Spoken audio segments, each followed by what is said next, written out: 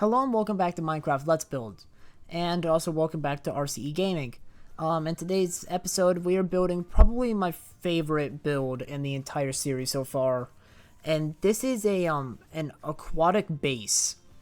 If you're wondering why this episode is so much longer than all of the others, it's because the build ended up getting quite a bit bigger than anticipated. So, yeah, there's a lot more for me to build in this episode, but I promise you, by the end, it is incredible. Now, this footage is actually brightened up a bit because we're under the water. I had to adjust some settings on the actual footage and make it easier to look at and all of that. Speaking of the footage, before we get into what I'm building here, because it's just the base right now, actually trying to get this footage edited was the biggest pain in my rear end because Minecraft kept on crashing and kept giving me the no memory error message, even though this is literally a brand new PC and it should have all the memory in the entire world. But I figured it out. We're here. It's posted, so we're all good. Now let's actually talk about the build since it's been over a minute of this video. The build itself is obviously an aquatic chamber, but I really wanted to have this almost cone spread out appearance. So the bottom level is the skinniest, whereas the higher you go, the wider and wider the structure gets. You can see me starting to do that here, and even it taking shape right off the bat. Also, the reason why I'm doing an underwater build is it gives me an excuse to use two of my favorite blocks in the game, Dark Prismarine and Prismarine blocks. I just think they're super nice looking blocks, and I don't get to use them too often because they look out of place above water. Here you can see me going back and fixing that, and there we go. Fixing the wall. So this is how every level looks, but I think there was 5 levels in total. And then a topper. But yeah, Dark Prismarine and Prismarine blocks look amazing under the water, but as soon as they're on land, they look a little bit awkward. So any chance I get to build something that includes them, I take in a heartbeat. Within this build or base, there is a conduit or 2 conduits to make sure you can breathe and to keep it even. There is a library with an enchantment table and a table as well as wind viewing dock. There is a storage unit with 2 furnaces in there. And then there is a bedroom at the bottom. So everything you need in a base is in this.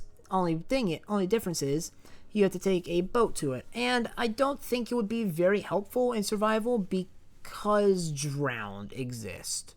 I think the drown would cause a lot of problems in this build. Wait, no, don't conduits get rid of mobs? I'll have to look that up. And I'll tell you in the next episode, because I don't really want to edit any text over this, because I feel like it would mess stuff up. Here we go, zooming out so you can get a look at where this is in comparison to the first 2 builds, the house and viewing platform. And if you look off in the distance, you can even see the viewing tower over there. So this is right in between the first 2 builds. And I just think it looks really nice right on this low plot of land. Make your way back underneath the water. You can see I am pretty sure this is the last level. This squid was causing me a couple problems.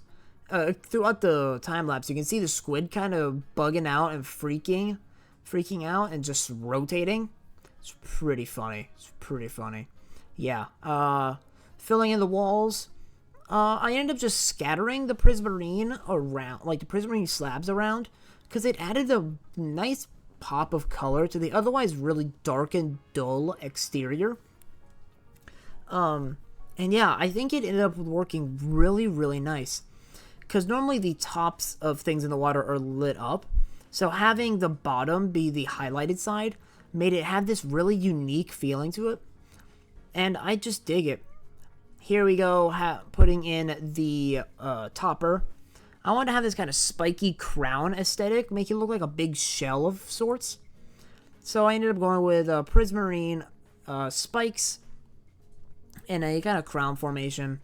then lining them with dark prismarine slabs and stairs. On the outside, what you will see once I put this last one on, I add smooth stone and then dark prismarine to the outside, just to make it not feel as flat, and to continue that kind of outward growing exterior. And then under that, on the bottom of those, I put the prismarine stairs, or prismarine stairs and slabs. You can see me doing it now in that kind of pattern. I think it just looks really, really nice. Everything about this build just looks really sleek, but also pretty natural. Like, it feels like you could find this structure auto-generated in Minecraft, with some obvious tweaks, of course. Making our way down back to the bottom and base, you can see me begin working on the conduit shells. Now, you'll see here, the base itself is a 12 by 12 grid pattern, which made it really difficult to put something in the center. If I could change one thing about the build, it would have been to go back and do like an 11 by 11 so that I could have that grid, but then that would have messed up a lot of the other rooms. So I'm glad it didn't, and I went with this kind of design. It is 2 conduit shells and 2 little cube things, and then some actual prismarine down the bottom. Making our way all the way back down, I get to work on the bedroom. This bedroom is rather small, 2 beds, and a bookshelf and 2 paintings. Nothing crazy, but it's enough to just give off this very, very homey feel. You'll see what I mean once I get working, because I don't use the prismarine in this room. I use it as an outline, but other than the one entrance wall, there is no prismarine used in the structure of this room. The entire room is made out of wood. I wanted all the rooms to feel like you could see them in a normal house. And it was my goal to give you this above the surface while being below feel. So I used a lot of wood, some very nice warm colors in comparison to the cool prismarine. And yeah, the only wall with prismarine is the entrance wall with the doorway. And that's just because I think it looked pretty nice. If I wanted to, I could go back and add trapdoors there. But I just think it added this really nice coherence to it that made it just feel really, really nice. The whole room is rather small. You can see me emptying out all the water. And there we go. Take a deep breath, guys. You can stop holding your breath. You can see what I mean. Everything is very watery, or very wooden, with the one prismarine wall. The bed getting ahead of myself, I end up adding stairs along the edge of the wall just to give it this, like, you could sit anywhere in this room vibe. 2 beds going in, along with 2 bookshelves. You'll get a better look at that once we come back. Making our way up out of here, we zoom over to the other side, and we get a look at the outside real quick. It's just a box, pretty much, but it's all good. Nothing crazy had to be done there. Gained to work on the storage room. This is probably the weakest room in the house, just because it is, as it sounds, it's a storage room. A bunch of chests, 2 furnaces, and yeah, I do really like the decals I did using stairs on the wall. I think they looked really, really nice, and added a bit of personality to an otherwise a drab room. For this room's palette, I went with much more of a stone feel, just because it gave it a more secure look, especially since this is where all your valuables are going to be. You don't want it to look like it could burn down. Yeah, while this is building, I just want to real quickly talk about the soundtrack that I'm using in the background of this footage right now. I'm using the Planet Coaster soundtrack, and oh my gosh, I love this soundtrack so much. I hadn't listened to it in a while, and then as I was collecting the music for this episode, I just started listening to it. I was like, wow, this is for a roller coaster simulator game. Why did they go so crazy with the soundtrack? They had no right to. All right, link to that will be in the description, by the way. Zooming back into the room here. Oh, not really zooming. That's a very big miss word. I don't know why I made this so slow. Maybe build anticipation. Ooh, what's going to be on the other side? Yeah, you can see me idly standing there. And there I go. So, chiseled stone pillars, smooth stone walling, and then spruce floor and oak ceiling. I think overall it just looks nice enough. Here is that decal I was talking about. It just makes it really interesting with the dark prismarine behind it. I only just now remembered about lights and how they're important because I had night vision on the entire time. So, gonna quickly pop back over to the bedroom. So you can see there are the bookshelves and a much nicer lit up view. You see the painting there. And you'll get to see the other painting at the end of the episode when we do the tour. Making our way right back up here. You can see chest spams. And then the furnaces go in those two little kind of cubbies there. I ended up, I actually forgot that I changed out the dark prismarine there for, blue tinted glass. You'll see that better in just a second, because we're going to go work on the outside. So we're blasting off up into the stratosphere. Swoop. You see the blue tinted glass. Makes it very unique feeling. Alright, making the supports and the bottom here. This side only has one main supported side because it is directly connected to the main structure, and that would support a lot of its weight. So I went with this kind of Y shape. Now, because this episode is much longer, I am going to actually go and let the time lapse play out for a little while. So enjoy the music, and I will see you closer to the end of the episode.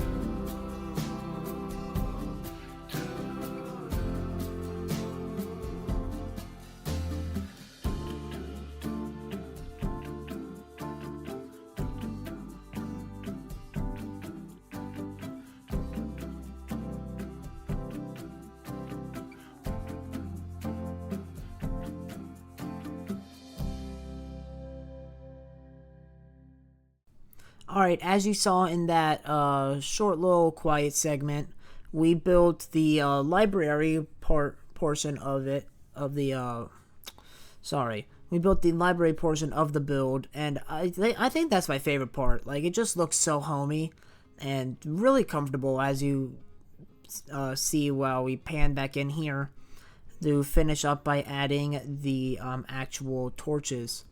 It just looks so cozy, and I would spend hours in here. The enchantment table in the corner just really adding to the whole atmosphere, and I don't know, something about sitting in here with a coffee at that table looking at it out the window just would be fantastic.